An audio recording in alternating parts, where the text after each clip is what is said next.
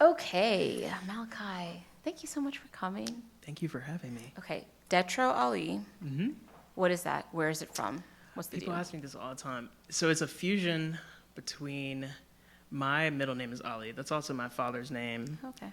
Ali comes from the Arabic, I want to believe. I'm pretty sure it comes from Arabic, but Ali's my middle name. And then Detro is, funnily enough, my gamer tag on video games. I love to play video games. Video games, okay. And I made that name in GTA, Grand Theft Auto. Yeah, my brother also into video games, so yes. hmm Yeah. And then I just fused the two and I was Cool. born. Okay, makes sense. So, what's your deal? Where are you from? What brought you to Winston? Yeah, let's start with that. So I am from outside of Charlotte. It's a little bit more rural, like town wise. It's like 15 minutes outside of Charlotte. And I was always in the arts, always in music. And I came to Wake Forest University, liberal arts college, down the road from here. And I was able to sort of continue on that path. And additionally, I was able to do like classical vocal lessons and really just take my own experience to the next level. I currently live here now. I actually work at the university in admissions. So I am day by day, we're creating the class of 2028, 2029. It's stressful, but it's fun. It's fulfilling. Okay, so let's take it back. Like, when did you first start singing and experiencing all of the good music things? So I've always loved music. My mom and my dad brought me up on sort of the stuff you would think a person like me would be brought up on: Beyonce, Keisha Cole, Usher. Who am I missing? There's a lot, but sort of like late '90s, early 2000s R&B, hip hop. Always loved those artists, and kind of how I started was I would try to replicate them, and sort of over time I realized like I not only enjoy singing, but I think I'm singing like pretty well. And I went into choir, and from there I joined a cappella in college, and I've just always been singing, and I've always been in groups of people who also enjoy singing, enjoy the process, and I just really love it. Cool. So I guess I'm just kind of curious because I feel like your voice is very clearly like you have a very like natural talent. Thank you. But like, so you were just, I don't know, hanging out and your mom heard you singing and you're like, yeah. She was like, okay, you're fine. You're a little bit better than fine. You're better than average. I guess I'm just curious about that. Like, So I didn't really like that. I had terrible stage fright as a young child, and like exposure therapy, my parents would be like, you have to sing in front of us to do this, and I'd be like, okay. So over time I just like did things to push me out of my comfort zone. I was also a church singer. I feel like a lot of people in the South, they're like, oh, I sang in the church, but I sang in the church. I had like a church band sort of thing, and yeah, just singing really at any opportunity I could get. And there was a sort of time in my life where I realized I kind of wanted to push that to the front. It was on the back burner for a while. I used to be a visual artist. I also played football, which is kind of funny thinking like in retrospect, but I kind of pushed all that to the side. And I was like, I really like music. And when I applied to Wake, I applied for the presidential scholarship as well, and I was a finalist for that. So that kind of solidified in my mind that that was the path. okay. So you graduated in the spring. And how did you end up transitioning into your day job? So it was weird. We all hear about the trials and tribulations. After undergrad, there's that period of time where you're still figuring everything out. That was certainly true for me. I worked for Charlotte, and I worked in Charlotte for a while at a recreational facility. I was like a supervisor over a department.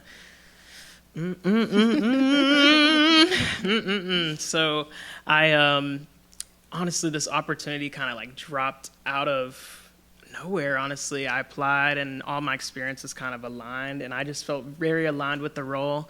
I have a lot of support, especially in the music world in Winston, so it just made sense to sort of get back. Now, eventually, I might be looking to go back to Charlotte because I talk about all this time, like my friends that have been here, like they're 336 babies. I'm a 704 baby deep down. Okay. So while you're here, what are you working on? You mentioned that you have a project that's Chandelier. Chandelier Summer. Okay. And that's releasing next week. Yes. So who are you working on that with? Yeah, just can you tell us more about that? Sure. So it's very interesting. So I started writing the songs in around 2022, and I have very limited knowledge in terms of digital audio workspaces and music production. So I don't want to allow that to be a limit to my ability to express myself. So I will use the free ones, and I just started tinkering around, making sounds, making, the songs, putting everything together. And then kind of throughout the time at college, I met other people who sort of took those songs to the next level, like my band. Like we performed them live, and I was thinking, maybe I should add that to the final. I met 2 producers, one who helped me record the vocals for the project, one who mixed and mastered. They both did a little bit of mixing and mastering, but 2 producers, Alexander Mers, and actually a good friend of mine, her brother. She put me on, really, and my other friend Mason Stanley, who another friend put me on. So it's all sort of like, I'm one of those people where I really do believe in people being in the right place at the right time, and I'm going to use all of the sort of tools in my toolkit to get there. And that's that's what it's been. So it's been a long process, but I've had to be patient, and I'm very thankful for that because I'm glad. So I guess twofold, who inspires you artist-wise, aside from Yeba, on the whole, and then specifically, like, were there any inspirations that you drew from for your project? Sure. So I would say it's kind of twofold in the sense that I am a vocalist. I see myself as a vocalist first. So I have my vocal inspirations. Mainly, I really like Beyonce's sound. Like, I'm a big tone person. Beyonce, Brandy, Jasmine Sullivan, Yeba, Daniel Caesar, Frank Ocean. I really like that soulful R&B soul type of thing. And then also in terms of production, I'm not as knowledgeable about like producers, but I know the certain ones, especially the indie ones like Tim's, who was Grammy nominated for one of her albums that she self-produced. Steve Lacy, similarly, he's a big inspiration. So artists like that. Okay, awesome. So both for the project as well as just like generally speaking. I would say for the project, if I could think of any specifics, there's one specific is Black Party. They're a kind of up and coming. I wouldn't say up and coming, like they're pretty big, but I took a lot of inspiration for one of the songs, Moonlight, and it's just interesting to see how that inspiration, I can see it now, like listen to the song. So that's a big one. Amaria, Summer Walker, I really like her. But yeah. Cool. So what's your current plan for the future? What are you mentioned Charlotte, abandoning us, but what are you thinking, like, your pie in the sky, your dreams, your goals, what's up next for you? So where I'm at now is, like, in terms of like music and art, I have to recognize that I do have a college degree, so I do want to use that. Gotta make money, especially in this economy, but I do think that there's a place for me in higher ed. I'm very good at like communicating at that smaller level and sort of like just telling people what opportunities are in. And I'm first generation college student. I do believe that like this wouldn't even be happening if I didn't go to college. So just sort of like college as a vehicle of opportunity, I would want to keep bringing people onto that. But in terms of music, collaborations with other artists, I'm always going to be pushing pen, as they say. I'm always going to be writing and sort of thinking. I'm very forward thinking in the sense that I always want to have a goal in music, and whether it be live performances, collaborations with artists. And yeah, I kind of see myself always doing music, wherever it may be. And in terms of the future, we do have a band, and like I was saying, we're kind of spread out. Do you have a name for the band, or is it? So in college, it was Fifth Son, and it was funny. There was not always 5 members. Like there was on a cycle. People would leave, people would join, and we haven't had a bassist in like 3 years. I almost said 5, and I was like, that's longer than college. But we haven't had a bassist in like 2 to 3 years. And we have a bassist from another band who I've collaborated with in the past called Scoby. They're going to play with us for the Valentine's thing. So it's just sort of seeing who stays local, where everybody goes, availability and stuff like that. Okay, cool. So I have random questions now. Okay. Guilty pleasure music. What do you got? Okay. I've been thinking about this a lot Well, it's hard because I don't really have too many guilty pleasures. Because I'm like, if I like something, I'm going to be bold about it. I own it. Yeah, but okay. I think one would probably be like video game music. There's some aspects of my job where I am like a robot. Like I'm just like locked in. So I will usually listen to like Mario Kart music on 1.5 speed. So it's like dun dun dun dun dun dun dun. Like I'm just like locked in. Sometimes I listen to the Sonic soundtrack. This is I feel like I listen to all the things. This is pretty obscure. Please go on. I like trying to think of anything else. I don't know. I do like outside of the realm of guilty pleasures. I think people wouldn't think I listen to like rock or metal. I love it. I would say that's I'm like you. I don't like to say I have like a guilty pleasure. Like I own what I like. I like everything.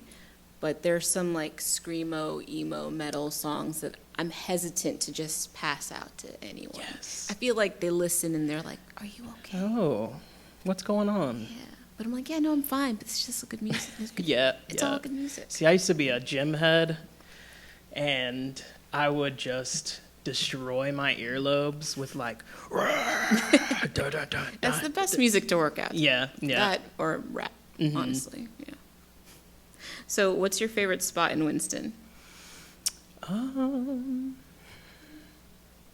It's hard. I feel like a lot of my spots coincide with good food because I'm a foodie. We're here for that. That's okay.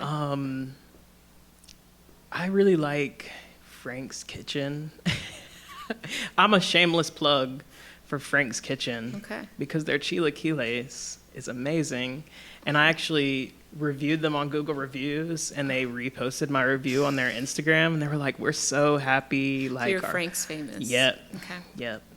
I've never been. Where is that? It's in Rural Hall. Oh, okay. They're family owned, and a lot of all their servers are like part of the family. Frank himself, like, will come out and make sure everything's okay, and he's the man. I'm trying to think of any other spots. Mama Zoe's. See, it's all just food. I don't really know any places to chill. Like the Compound. Hey. Sure. This is a crazy spot too. Yes. I don't know. I'm a homebody too. I am a homebody now because rent is too damn high to not be. Okay. What about the last concert, or I'll say either the last concert you attended or just like a favorite concert? So the last one I attended actually was at Wake Forest. They did a show, a part of their Seacrest series, which is like famous, renowned artists come in. Wake's Reach is wild. They've had some crazy people come. The dude who ended up coming, his name was Alexander Blake, and he's a part of a choir called Tonality that he music directs. And he was also a Wake Forest alumnus that worked in the same office that I currently work in. Oh, really? So I was able to briefly chat with him following the performance, which was really cool, and just sort of just to see there's an alumnus out there that's doing what I would want to do, which is it's amazing just to see kind of like a full circle moment for him too, I believe. I went to the Den recently. We chatted about this recently. I didn't realize that the Den was a thing. It's a big alt punk rock sort of venue, and they hosted our friend Scobie, and they jammed out. They had some artists that were like kind of touring, and I was like, y'all are touring in Winston on a Wednesday night. I don't know. It was a little strange, but it was cool. They were good. It was cool. But that was one of those where like I was head banging in there, and yeah, I just love live music. Anyone. It's all about live music. Mm-hmm. Well, thank you so much for coming. Thank you for having me again. You're super, super talented, so I can't wait to be like, oh, he's in Charlotte performing. Yeah, well, he was on Soul Sessions once. Mm-hmm. No big deal. Thank you, Kathy. Thanks.